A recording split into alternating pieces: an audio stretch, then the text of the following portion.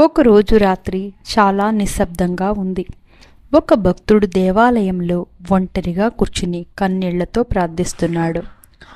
అమ్మా, నా జీవితంలో ఎందుకు ఇన్ని కష్టాలు వస్తున్నాయి? నేను ఎంత ప్రయత్నించినా విజయం రావడం లేదు. నా ప్రార్థనలు నీకు వినిపించడం లేదా అమ్మా?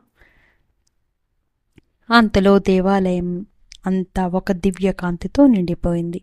ఆ కాంతిలో నుంచి లలితాదేవి ప్రత్యక్షమైంది. ఆమె కరుణతో భక్తుడిని చూసి ఇలా మాట్లాడింది. బిడ్డ, నీ ప్రతి కన్నీటి చుక్క నాకు తెలుసు. నీ హృదయంలో ఉన్న ప్రతి బాధ నాకు వినిపిస్తుంది. జీవితంలో కష్టాలు రావడం అంటే నిన్ను నేను వదిలేశాను అని కాదు. అవి నిన్ను బలంగా చేయడానికి వచ్చే పరీక్షలు. నువ్వు ఓడిపోయినప్పుడు లేచి మళ్ళీ ప్రయత్నించి ధైర్యం నేర్చుకుంటే ఆ రోజు నుంచి నీ విజయాన్ని ఎవ్వరూ ఆపలేరు.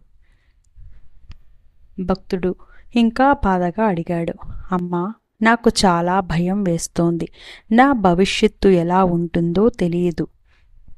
అప్పుడు లలితాదేవి చిరునవ్వు నవ్వుతో ఇలా చెప్పింది. బిడ్డ, భయపడవద్దు.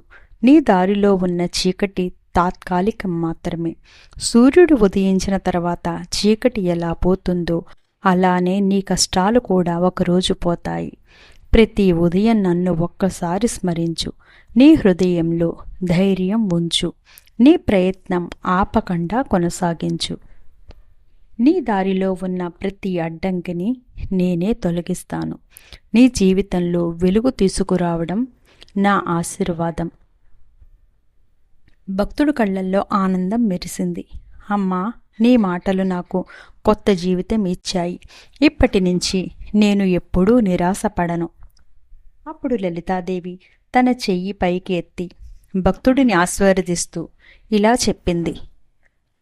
గుర్తుంచుకో బిడ్డా, నిన్ను నమ్మే ధైర్యం కోల్పోకు.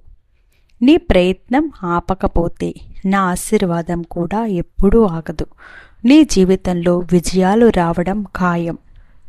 ఆ మాట వినగానే భక్తుడి హృదయం నిండా శాంతి నిండిపోయింది. ఆ రోజు నుంచి అతను ప్రతిరోజు ధైర్యంగా ముందుకు సాగాడు.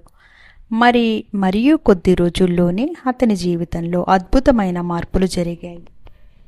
నిజమైన భక్తితో లలితాదేవిని ప్రార్థిస్తే జీవితంలో ధైర్యం, శాంతి, విజయం తప్పకుండా వస్తాయి.